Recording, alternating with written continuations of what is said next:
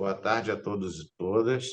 O nosso evento de hoje trata da reestruturação de empresas no Brasil e a nossa convidada é a desembargadora Anglisei Solivan de Oliveira. Ela é magistrada do Tribunal de Justiça do Mato Grosso. Ela se tornou a primeira desembargadora do Estado a integrar a segunda instância pela resolução do Conselho Nacional de Justiça sobre paridade de gênero, sendo empossada em agosto de 2024. Ela atuou em vara especializada em recuperação judicial e falências. Ela é muito qualificada, ela é mestre em Direito Comercial pela USP, integrante do Fórum Instituído para a Modernização e Efetividade da Atuação do Poder Judiciário nos Processos de Recuperação Judicial e de Falência, em apoio ao Conselho Nacional de Justiça. Ela também é editora-chefe da revista científica Interface, Direito e Sociedade. Desembargadora Anglisei, agora já está com a palavra, seja muito bem-vinda ao IMB nesse evento virtual.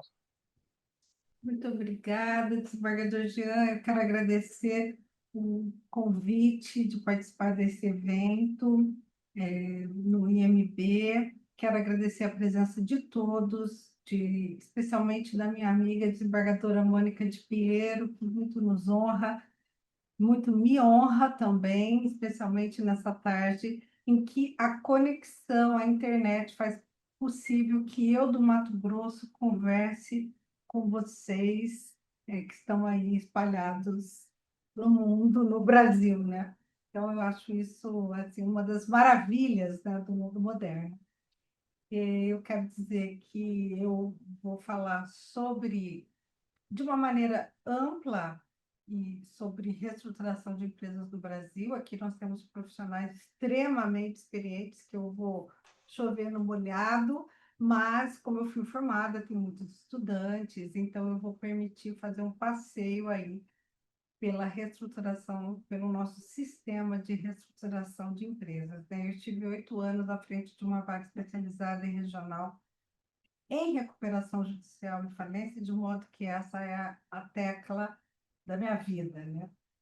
Então, eu ascendi, como o desembargador disse, recentemente ao tribunal, numa lista exclusiva de mulheres, do qual eu tenho muito orgulho. É uma luta também feminina de que mulheres participem cada vez mais do Poder Judiciário, em todas as instâncias. A desembargadora Mônica também é um ícone dessa nossa luta, de modo que eu estou completamente feliz e cheia de responsabilidades, né?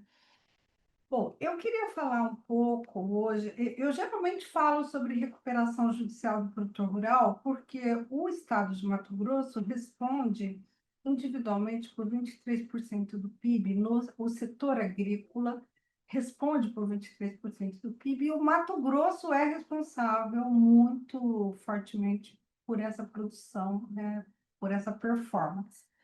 Mas hoje eu não vou falar exatamente de produtor rural, conforme eu combinei com o desembargador Jean. Eu vou falar dos fundamentos do direito da insolvência, meio que para tentar explicar por que que é assim. E eu acho que é uma coisa muito, muito interessante, que toda vez que eu revejo esse tópico, eu consigo mais clareza, sobre o assunto e um desempenho melhor na minha função. Então, assim, para falarmos de um passado recente, de 1945 a 2005, teve vigência no Brasil o Decreto-Lei 7661 de 45. Ele trazia como solução para o comerciante em crise duas possibilidades: a concordata e a falência.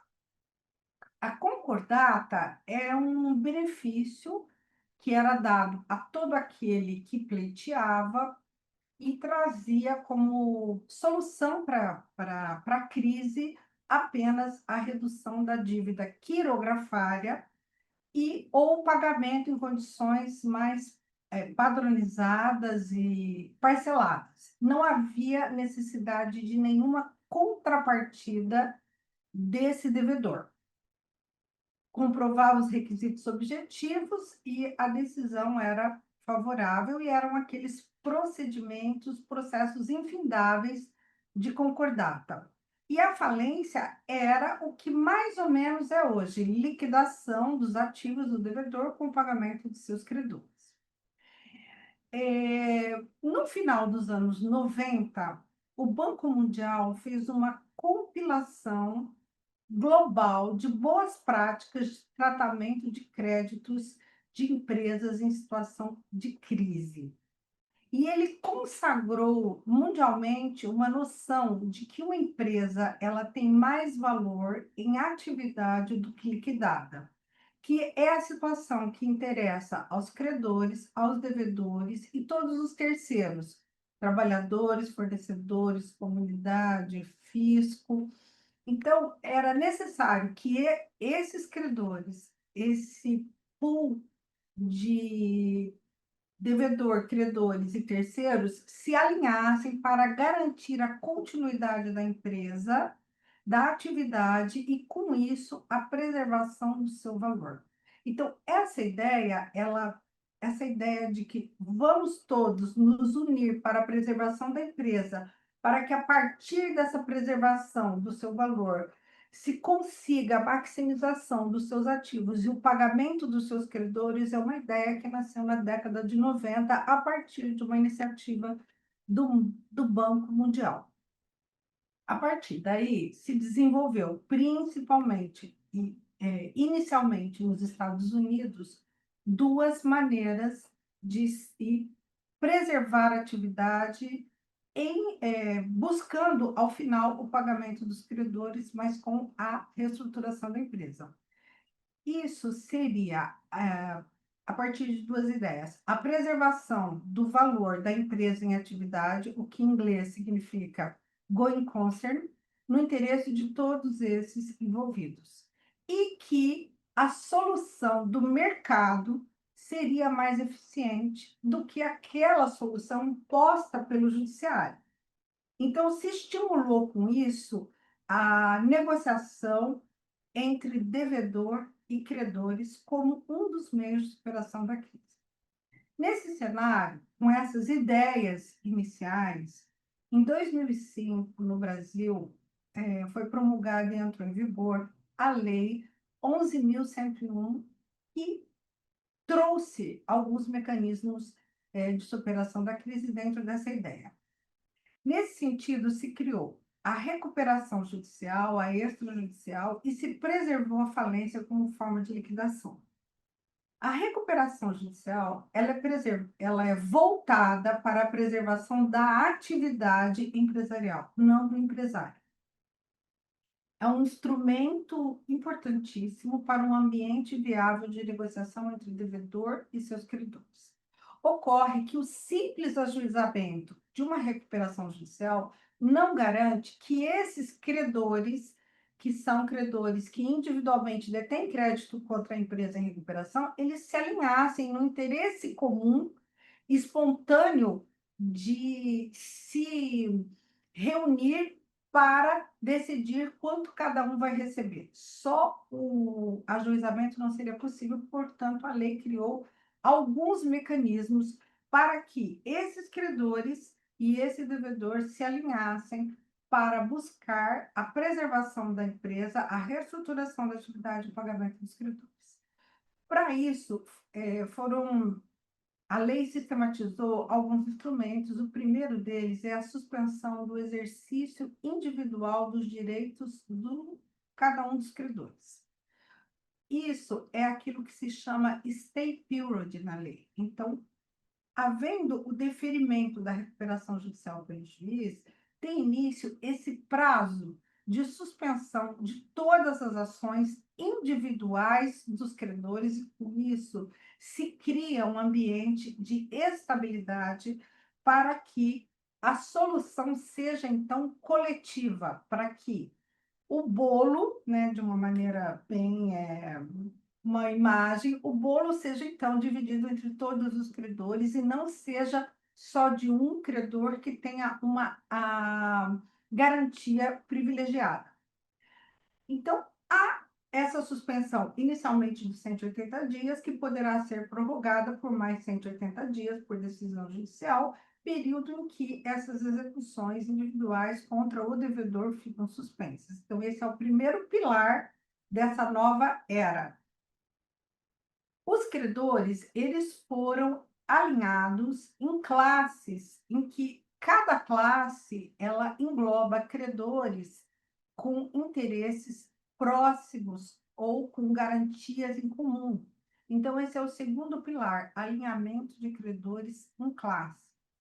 E o terceiro pilar é a estabilidade das decisões que são tomadas com a impossibilidade de revogação ou declaração de ineficácia em caso de posterior falência.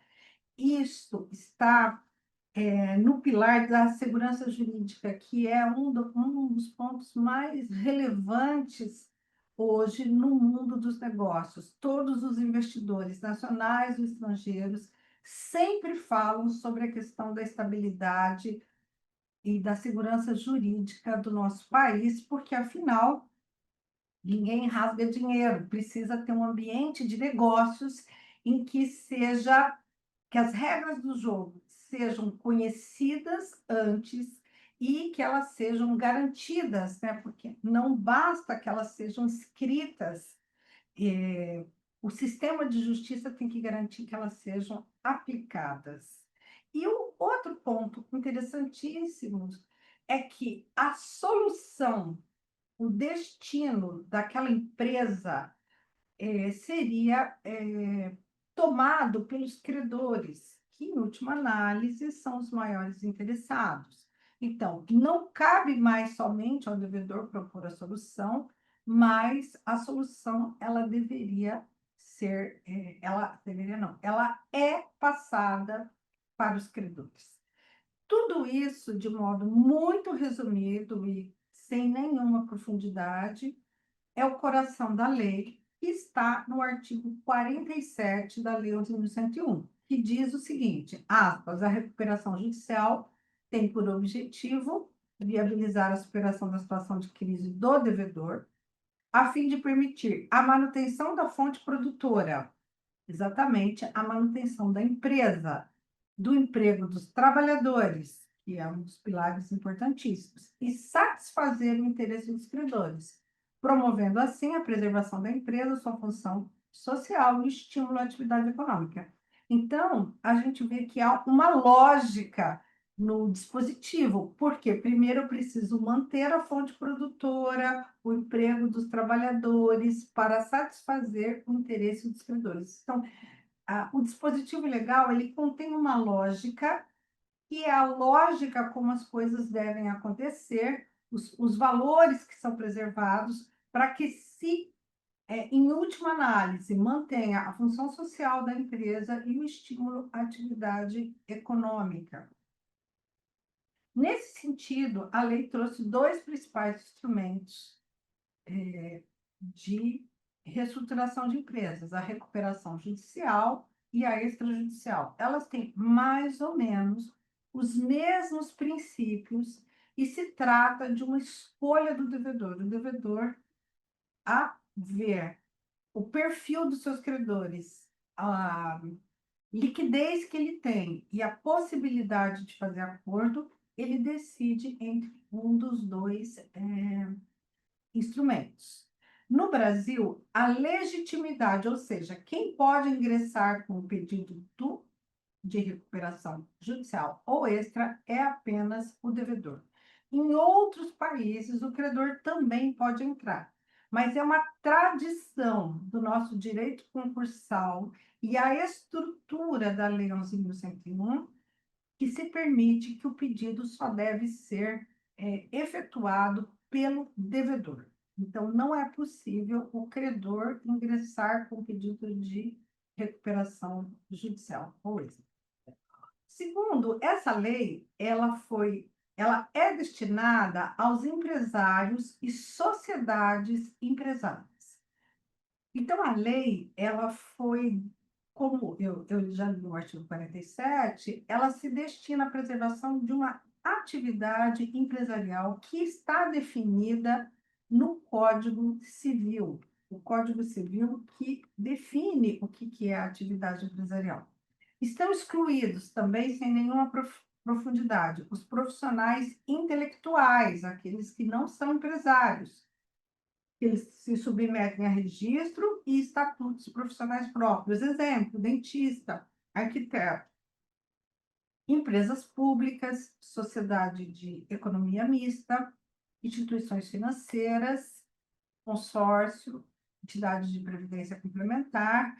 E, recentemente, nós temos algumas discussões no STJ e algumas mudanças da lei que permitiram que outras atividades empresariais ou outras atividades que foram excluídas pela lei pudessem ter o seu pedido alcançado. Mas isso representa, primeiro, uma evolução da concepção do Instituto e, segundo, da própria jurisprudência. Esse direito é um direito dinâmico, é um direito atrelado à atividade, atrelado à economia, então está sempre suscetível a mudanças de entendimento. Alguns requisitos para essa sociedade empresarial, para esse empresário pedirem recuperação. Um dos mais importantes é que a atividade empresarial deve ser exercida há mais de 2 anos. Isso é um critério legal, uma escolha legislativa desse prazo de 2 anos, e está na exposição de motivos que esse é um prazo em que a atividade empresarial estaria digamos, estabilizada, né? É também requisito que ele não tenha sido falido e que ele não tenha obtido há menos de 5 anos a recuperação judicial. Então, esses requisitos são requisitos objetivos que devem estar comprovados até a admissão, o deferimento do pedido de RJ. Então, quem vai fazer o pedido é o devedor que seja empresário ou que faça parte de uma sociedade empresária, e o foro competente é o local do principal estabelecimento onde o devedor exerça as suas atividades. Quando a lei fala o local de competência é do principal estabelecimento, ela não diz o que é principal estabelecimento. Então, coube a jurisprudência definir, se alinhar e evoluir no sentido de entender, de fixar o que é o principal estabelecimento do devedor. Atualmente, o conceito que mais prevalece é que o principal estabelecimento do devedor é onde a empresa mantém o centro de administração dos seus negócios, ou o maior volume, algumas variações quanto ao maior volume de ativos e negócios, mas o entendimento prevalente é onde ela mantém o centro de administração dos seus negócios, o que faz muito sentido, porque é de lá onde partem todas as decisões. Então, o pedido de examinada a legitimidade e a competência, o pedido ele é formulado pelo devedor por intermédio de uma petição, né? É um processo judicial, acompanhado de alguns documentos que estão exaustivamente descritos na lei, são documentos, em sua maioria, contábeis e fiscais, relação de credores, empregados, relação de bens, e o juiz, então, o feito é distribuído, é um processo que devem ser pagas as custas no nosso país são elevadas, então é um processo caro e o devedor deve suportar essas custas iniciais. Em alguns estados da federação, essas custas podem ser parceladas, em outros não. No meu estado, as custas iniciais podem ser parceladas em até 6 vezes. O juiz, então, examinando essa petição inicial e os documentos que acompanham, pode indeferir o pedido, o processo é encerrado, ele vai examinar apenas os requisitos legais do pedido e não a viabilidade econômica da empresa. A viabilidade econômica da empresa é uma prerrogativa dos credores reunidos em Assembleia Geral de Credores. ele vai indeferir, ele vai deferir. Se ele deferir, ele vai nomear um administrador judicial, que é um profissional idôneo da confiança dele, pode ser um advogado, um economista, um administrador de empresas, um contador, pessoa física ou jurídica, vai suspender as ações, as execuções contra a empresa nesse período de 180 dias e vai publicar a relação de credores. Então, o processo basicamente se inicia assim. O processo se desenvolve em duas vertentes: um processo principal e, paralelamente, a fase de verificação de crédito, o que faz todo sentido, porque se esses credores alinhados em classes irão definir o futuro da empresa e o voto poderá ser por crédito, o valor, ou por cabeça, é extremamente importante que se identifique quem são os credores e quanto cada credor detém de crédito. Afinal, ele irá se reunir em Assembleia Geral de Credores e irá decidir o futuro da empresa. Então, essa verificação de créditos, que é um depuramento dos credores e seus respectivos créditos perante aquele devedor, ela é feita em duas fases. Uma fase administrativa, que se desenvolve perante o administrador judicial, e uma que é diretamente com ele, e no prazo de 45 dias ele publica uma lista desses credores remanescentes, ou o produto dessa primeira depuração dele, e uma fase judicial, que é uma fase que é desenvolvida perante o Poder Judiciário, com as impugnações, com a participação do Ministério Público, sob o crivo do contraditório e da ampla defesa, em que, então, numa segunda etapa, o juiz irá depurar qual é o montante do crédito de cada credor. Enquanto isso, e, em paralelo, o processo principal continua se desenvolvendo, com a apresentação do plano pela empresa devedora no prazo de 60 dias da publicação.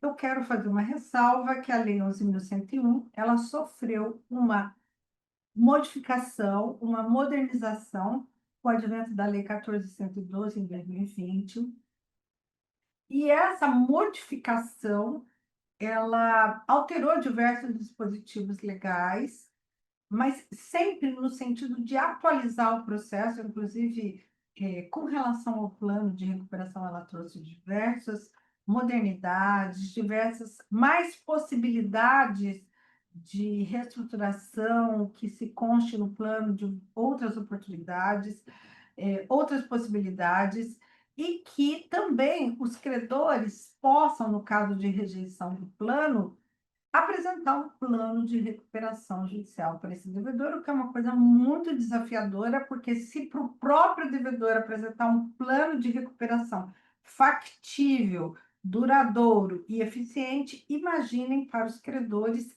reunidos apresentarem um plano de recuperação para que o devedor cumpra.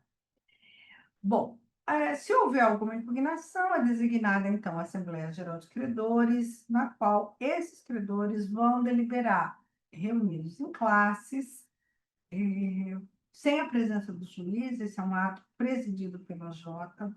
Eles são divididos em classes, por exemplo, trabalhista, credor com garantia real, quirografário, microempresa, e há os credores que não participam, são os credores chamados extraconcursados. Então, esses credores, segundo a regra da Lei 11.101, irão aprovar ou não o plano apresentado pelo devedor. Aprovado o plano, o juiz irá homologar ou não o plano e conceder, então, a recuperação judicial. Nessa homologação, o juiz não examina a viabilidade econômica da empresa. O juiz faz um controle de legalidade das cláusulas do plano. Então, a menos que o plano esteja completamente contaminado, seja algo muito esdrúxulo, que quase não acontece nos dias atuais, o juiz vai afastar as cláusulas contrárias à lei e homologar o plano. Então, nós temos duas decisões importantíssimas, que é a decisão que defere o processamento da RJ e a decisão que concede a RJ. A decisão que concede a RJ é a decisão que homologa o plano e, a partir daí, começa o período de pagamento, com a fiscalização do cumprimento pelo administrador judicial. Também aqui na reforma a gente teve uma leve modificação, que é permitir que os credores de comum acordo concordem em encerrar a recuperação judicial logo após a homologação do plano, ou, caso contrário, poderão aguardar a fiscalização desse prazo, né, desse período de cumprimento. O trâmite dessa recuperação, descrito da maneira mais simples possível para mim, por mim aqui, parece extremamente simples, né? Mas é um processo extremamente complexo, cheio de incidentes. É um processo em que as partes estão muito bem representadas, então é um processo que tem um alto grau de recursos. E recursos, eles têm a possibilidade de liminares que suspendam ou, no mérito, decisões de primeira instância. Então, é um processo que tem muitas possibilidades, é um processo que não é linear, é um processo com, hoje, muita visibilidade, porque estamos tratando das empresas do Brasil, do país, que são a fonte de riqueza de todas as economias capitalistas, com a visibilidade, com a extensão da comunicação, tudo o que ocorre tem uma informação instantânea, então todas as pessoas,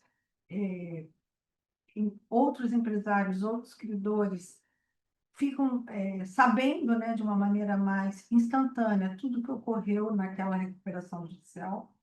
E a transparência também é um dos pilares desse processo.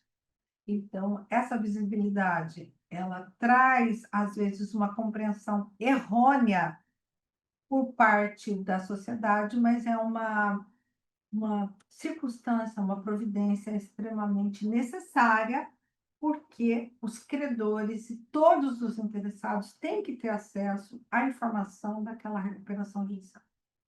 Coisas que são peculiares, é que aspectos, quando o devedor ele ingressa com o pedido e o juiz defere, ele não pode mais desistir, salvo se tiver aprovação da Assembleia Geral dos Credores. Existem também os créditos descritos na lei, que são os créditos não sujeitos. Tecnicamente, a expressão mais correta seriam os créditos não sujeitos. Os créditos que são sujeitos à recuperação são todos os créditos existentes até a data do pedido, ainda que não vencidos. Ocorre que a expressão existentes é uma expressão, vocês podem, né, concordar, devem concordar, que é uma expressão muito ampla. Então, a jurisprudência tem se debatido para a definição daquilo que é crédito existente na data do pedido. E existem os créditos que não são sujeitos. O mais famoso deles são os créditos garantidos por alienação fiduciária. Então, esse credor, ele não está sujeito às condições do plano. Entretanto, no prazo do stay period, daquele 180 mais 180, se essa garantia recair sobre um bem de capital essencial à atividade, esse credor não poderá retomar a posse desse bem. Isso é extremamente relevante.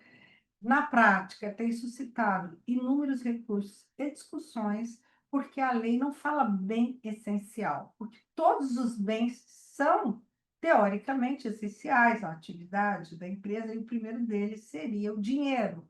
Mas a lei diz bem de capital, e a ministra Nancy Andrighi, no Supremo Tribunal de Justiça, tem um voto que é uma verdadeira aula sobre o que é bem de capital. Então, isso é o que está valendo hoje, relembrando o que eu disse no começo, que a jurisprudência ela é completamente, constantemente em evolução. e, portanto, o que hoje está sendo compreendido como bem de capital essencial, daqui a alguns meses poderá não ser. A recuperação judicial, então, ela se desenvolve com pouca profundidade dessa maneira em que o âmago disso é a decisão da maioria submete a minoria. Então, os credores sujeitos ao plano votam em assembleia e definem o futuro da empresa. No Brasil, há pouca cultura no sentido de compreensão de que esses credores podem rejeitar o plano, apresentar outro, ou, e na hipótese de rejeição, haverá a falência do devedor, podem, então, aprovar, rejeitar, modificar ou ainda apresentar um outro plano.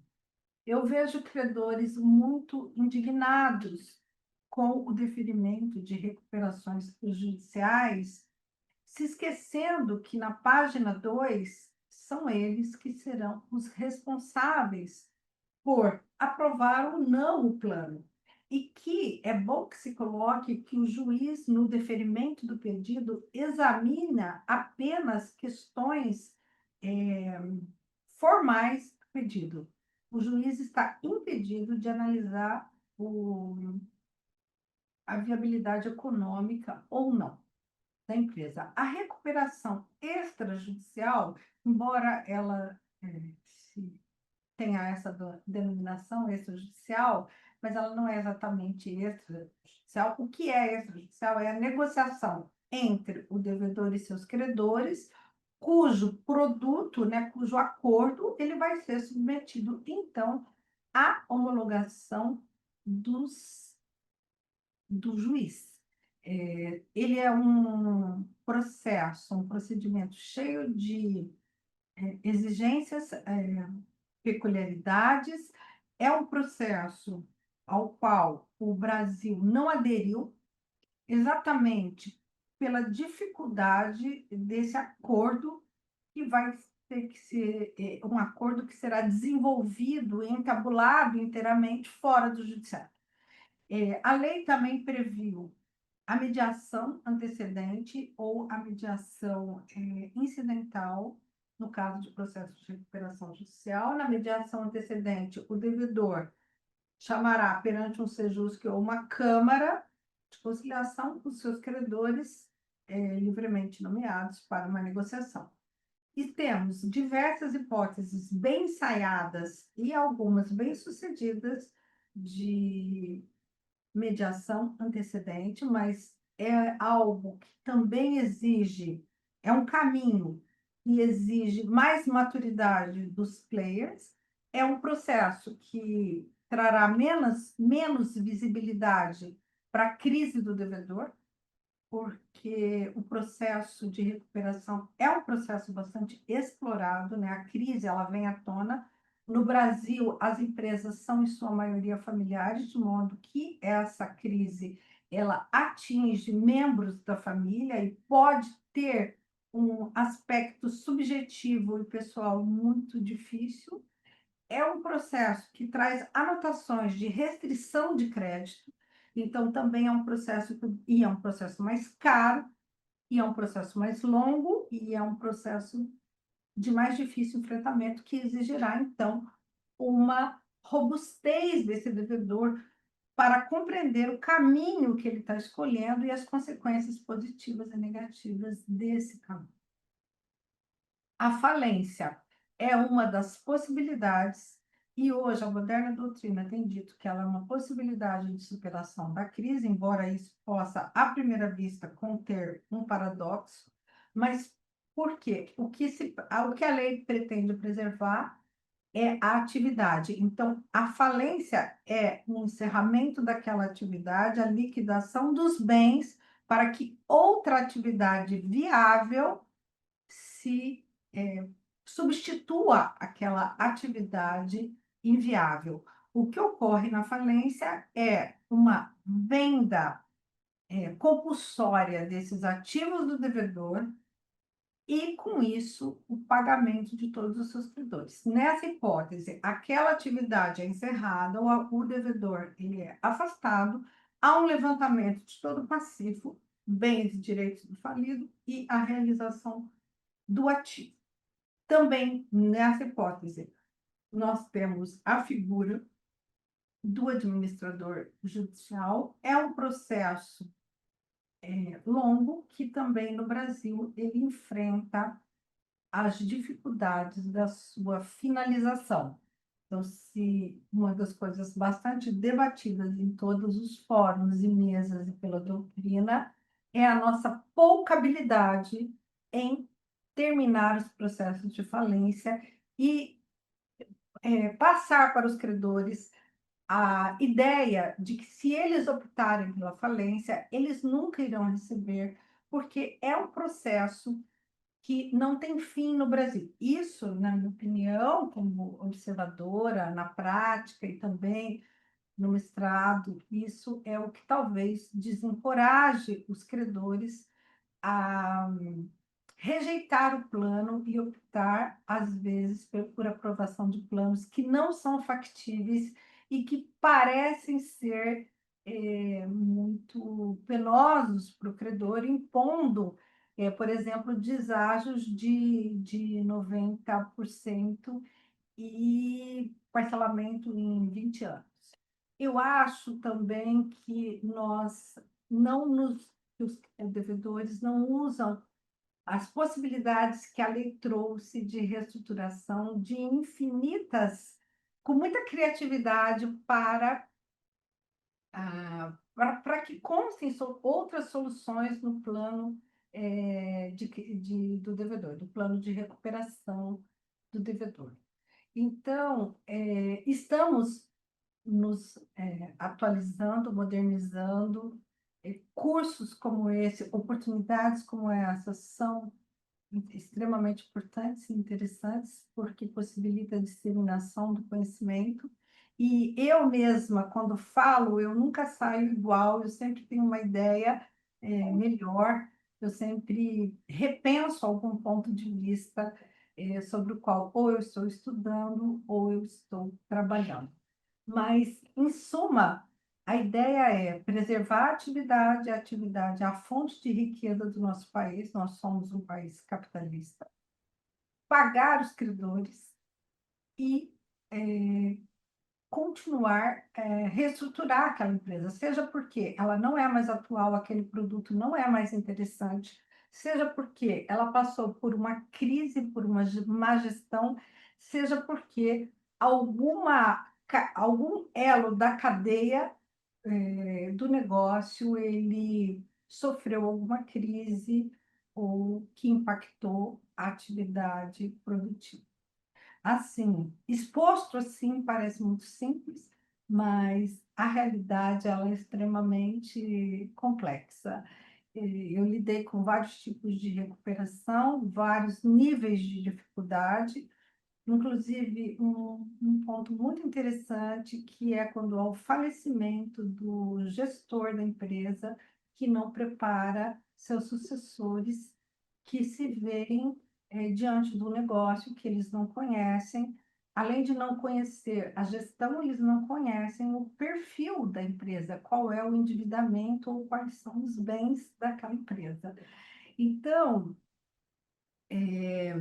eu quero agradecer novamente, olhando aqui, estou de olho no meu tempo, acho que meu tempo já se esgotou, mas eu quis, primeiramente, pedir desculpas pela minha singela exposição à frente da desembargadora Mônica, que conhece tudo isso de cor e salteado, mas eu quis me voltar para a plateia, que às vezes não compreende o que é a recuperação judicial. Eu acho muito interessante que todas as famílias, todas as rodas hoje falam sobre recuperação judicial com uma desenvoltura total, né? E muitas vezes a imprensa tem uma imprecisão ah, nas notícias, mas nós, operadores do direito ou estudantes, não podemos cometer certas imprecisões. Então, estou aqui à disposição dizer que, como magistrada, eu tenho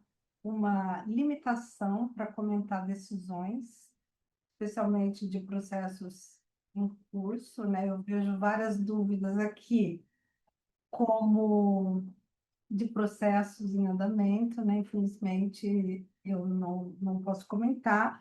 Recebi inúmeros cumprimentos que eu quero agradecer, pessoas que se lembraram aqui quando eu era juiz em Jaciara, nos anos 2000. Tem. Dizer que todos os fóruns eu tenho uma recepção muito afetuosa e por isso eu me sinto muito comprometida com o tema e com a academia e com o ensino nesse país. Muito obrigada, desembargador Jean, muito obrigada, desembargadora Mônica, minha amiga. Espero que a próxima vez a gente se veja pessoalmente. E no Rio de Janeiro. Desembargadora Anglizei, em nome do Instituto dos Magistrados do Brasil, eu quero agradecer a sua participação e dizer que a sua exposição foi muito tranquila, muito doce e transmitiu muito conhecimento para o nosso público. Agora chegou a hora de eu falar da desembargadora Mônica Costa de Piero, que desde o início da nossa atividade nos acompanhou. A colega aqui do Estado do Rio de Janeiro compõe a primeira Câmara de Direito Privado, recentemente concluiu o doutorado pela Universidade Federal Fluminense e, inclusive, publicou um livro. O livro dela se chama Recuperação e Falência do Devedor Empresário na Lei 11.101 de 2005, Desafios e Soluções. O prefácio é do ministro Luiz Felipe Salomão e a apresentação é do Dr. Paulo Penalva Santos. E eu queria também lembrar que a doutora Mônica, desembargadora Mônica, não é, ela trabalhou no processo de recuperação judicial da empresa Oi, que é um processo muito marcante, né, no direito brasileiro. Também se encontra presente o desembargador Carlos Prudêncio, representante do nosso instituto no estado de Santa Catarina, e que o evento que antecedeu a esse que nós vivemos hoje, nós tivemos a oportunidade de contar com a presença do presidente do Tribunal de Justiça de Santa Catarina, o que foi também muito gratificante para o Instituto. Agora, eu não tratei isso, mas vou passar a palavra para a colega Mônica, se ela quiser fazer algumas considerações.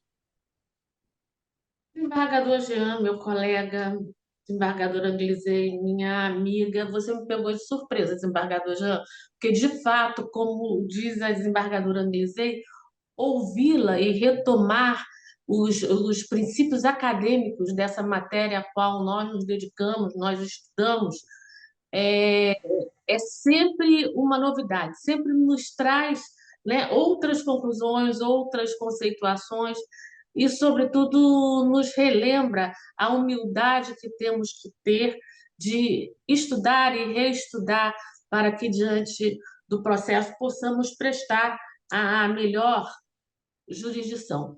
Mas eu aqui, a nossa professora é ela, Jean, a doutora Anglizei. E eu queria dizer, primeiro, do orgulho de ver uma amiga que se dedica à mesma, temos um ponto comum, nos dedicamos à mesma matéria, crescer da forma que a desembargadora Anglizei cresceu. Eu tive a oportunidade de conhecê-la lá nos primórdios da magistratura, ainda começando numa vara empresarial, e eu posso dizer a todos vocês que estão aqui, que estão diante da magistrada que talvez tenha mais experiência na área.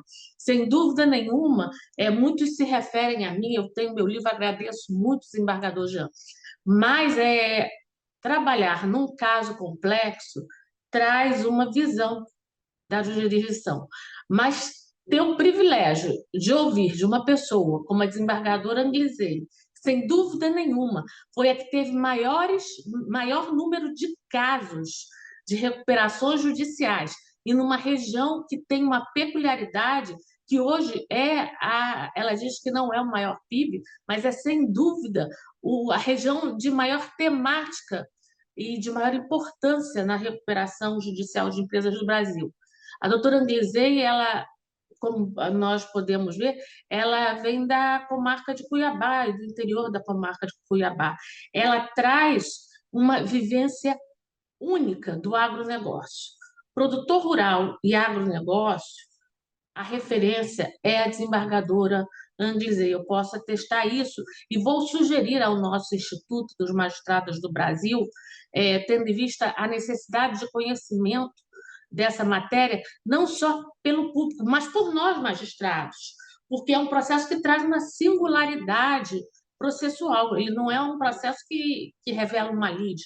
Aqui nós não temos, como muito bem explanado aí, pela desembargadora, que nós não temos uma petição inicial, uma contestação, uma reconvenção. Nós estamos diante de um processo colaborativo e com muitas nuances, muitas. A dialética é muito própria. Eu costumo dizer que quem fala essa língua é que pode conversar. Quem não falar o nosso dialeto, quem não é a desembargadora, quem não fala o nosso dialeto não conversa. Nós temos um dialeto próprio, e não é anglicismo, não. Nós não falamos em stakeholder players, não, é porque isso faz parte, realmente é um processo que necessita de muita efetividade. E só o profundo conhecimento e o complexo conhecimento, como trouxe agora a desembargadora Anglizei, é que possibilita o conhecimento ao magistrado.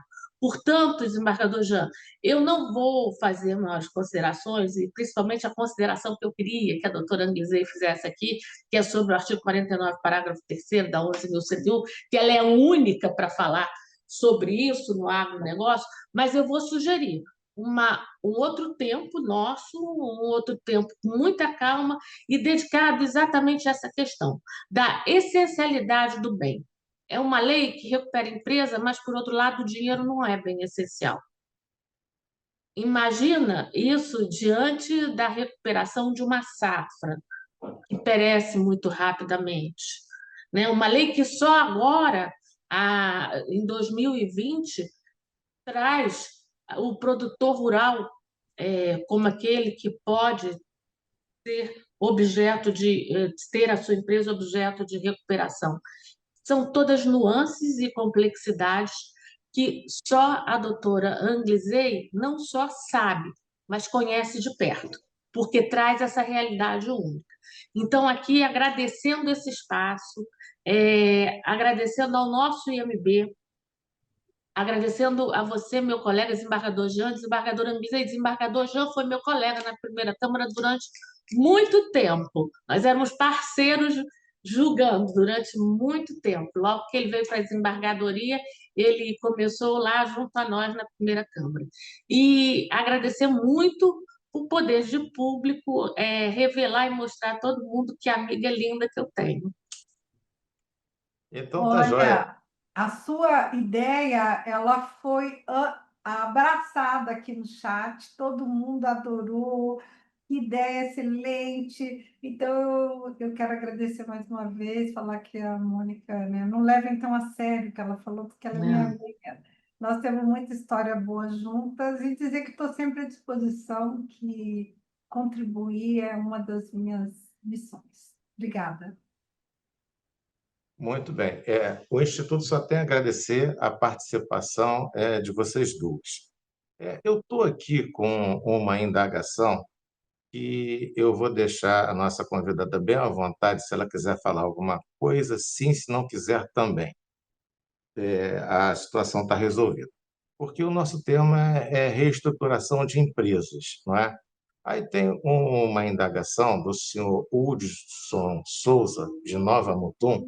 Ele coloca o seguinte, aí a senhora fica à vontade se quiser falar ou não, até porque a senhora já explicou da nossa limitação como magistrados de abordar alguns temas, né?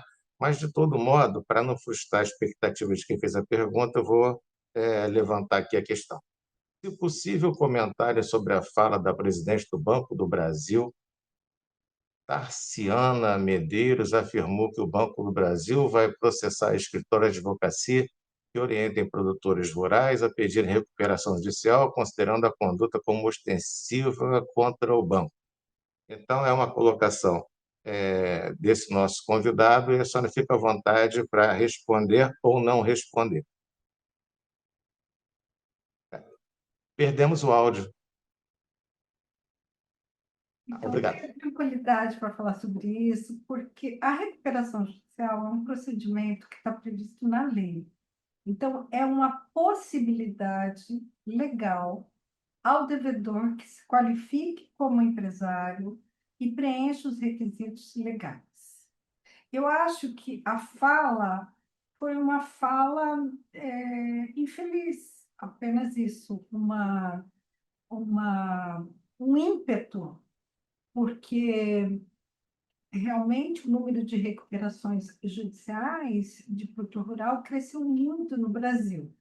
Mas eu tenho várias ponderações sobre isso, é um objeto de um estudo que eu faço, porque se até, como a desembargadora Mônica colocou, se até 2020 ele não tinha legitimidade reconhecida pela lei, então 10 recuperações é um aumento e 200 recuperações também é um aumento, porque era zero, partimos de zero, ele não tinha legitimidade, tínhamos algumas pouquíssimas, 3 ou 4 recuperações de produtor rural no Brasil. Dizer que o produtor rural não pode entrar com recuperação é a mesma coisa de dizer que o devedor não pode entrar com embargos do devedor. A execução é uma possibilidade legal. O que eu acho, na minha simplicidade, na singeleza da minha opinião, é que nós temos que aparelhar os juízes, promotores, desembargadores, advogados e administradores judiciais para verificarem, diante do caso concreto, se é uma hipótese que preenche os requisitos legais para o deferimento ou não, se é uma hipótese oportunista carregada de fraude. Mas, para isso, nós todos temos que estar bem instruídos, bem formados para identificarmos essas hipóteses que mancham o Instituto. Agora, se os advogados optam pela recuperação judicial em casos que são fraudulentos, as diversas camadas de contenção dessa ação devem exercer o seu papel. O primeiro deles é o judiciário, na admissão ou não de pedidos tidos como fraudulentos. Ok. Cristina, nos ouve? Sim, senhor. Nós temos alguma pergunta ainda pendente da plateia? Tinha mais uma aqui, que eu não sei se ele vai colocar como pergunta, que é a recuperação judicial da construtora Rossi no TJSP, aprovou um plano de recuperação para pagamento em 40 anos. É só dessa forma que a pessoa que está assistindo colocou. Vai ao encontro daquilo que eu disse, que os planos são aprovados pelos credores, em Assembleia Geral, que, em sua maioria, contém prazos super extensos. Aqui é um exemplo bem extremo, né? 40 anos e foi aprovado. Ok. Então, antes de eu encerrar, eu vou mais uma vez agradecer a participação da nossa convidada Anglisei e vou ler aqui o que a Débora Caldas escreveu, porque eu não sei resumir melhor do que ela fez. Ela colocou assim: parabéns, desembargadora Anglisei, exposição fantástica, super didática e enriquecedora. Então, eu faço das palavras dela as minhas. E, considerando que nós estamos com um público de 92 pessoas assistindo agora, eu vou tomar a iniciativa de lembrar que no dia 16 de setembro, às 16 horas, horário de Brasília, não é porque isso é importante a gente esclarecer, nós vamos ter o diretor da Escola da Magistratura do Acre participando conosco, ok? O desembargador Luiz Vitório Camolês, ele vai falar sobre reforma do Código Civil, exclusão da mulher como herdeira necessária no novo Código Civil reflexões e implicações jurídicas. Na realidade, não é um novo código, é um processo de reforma que nós estamos para viver. Então, eu fico muito honrado com a presença de vocês duas, mais do colega de Santa Catarina, Carlos Prudêncio, não é? E dizer que esse projeto Conexões IMB é a oportunidade que eu tenho de reunir pessoas do Brasil inteiro. Esse ano nós já vivemos experiências com outros estados mais distantes, como, por exemplo, o Amapá, não é? Temos, além do Acre, um evento já programado com o colega Mozarildo, que é, inclusive, presidente do TRE de Roraima, e eu estou tentando trazer o conhecimento de pessoas que não do Rio de Janeiro somente, mas pessoas do Brasil inteiro, e compartilhando isso também com convidados do Brasil inteiro. Por quê? Porque algumas pessoas que assistiram hoje a desembargadora Anglizei, não é, vão lembrar que daqui a poucos dias vamos ter uma outra experiência com um magistrado de outro estado. Eu acho que isso enriquece muito a gente. Então, mais uma vez, eu agradeço à desembargadora Anglizei, à colega Mônica, que nos prestigiou desde o início, tá? E ao colega Carlos Prudêncio, de Santa Catarina. E, em nome do MB, vou encerrar o evento e a senhora fica convidada, né? Eu faço coro à Mônica para a senhora vir aqui à cidade do Rio de Janeiro e visitar aqui o nosso tribunal e a sede do IMB. No mais, eu vou, então, declarar encerrado esse evento magnífico nessa tardinha, não é, de hoje.